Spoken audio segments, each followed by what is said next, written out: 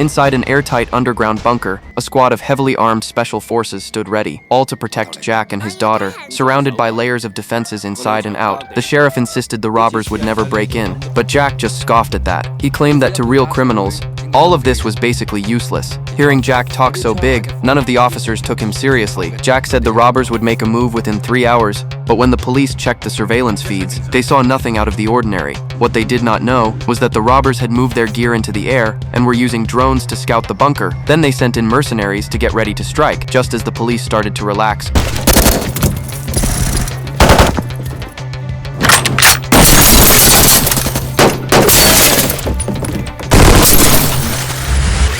Under the mercenary assault, the police units were almost completely wiped out. Jack had no choice but to run and hide with his daughter. Officers covered them as they retreated to an underground entrance. In an underground storage room, the team reloaded their ammo and got into a brutal gunfight with the mercenaries. Jack took his daughter into a bathroom. He planted explosives all around, planning to blast open an escape route. Elsewhere, the cops were pinned down by heavy mercenary fire as the mercenaries were about to storm the hiding spot of Jack.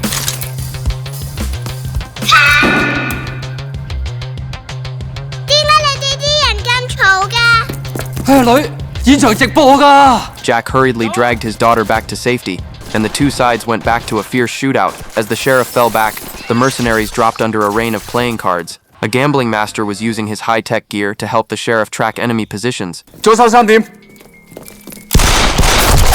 右手7點，左手4點，換槍，右手9點。 But there were simply too many enemies. Soon the mercenaries had Jack and the others surrounded. Faced with a hopeless situation, Jack calmly pressed the remote in his hand. The explosives he had planted went off, wiping out the mercenaries in the blast. Seeing the mission fail, the robber leader chose not to continue the chase. Jack and his daughter drove away and escaped safely.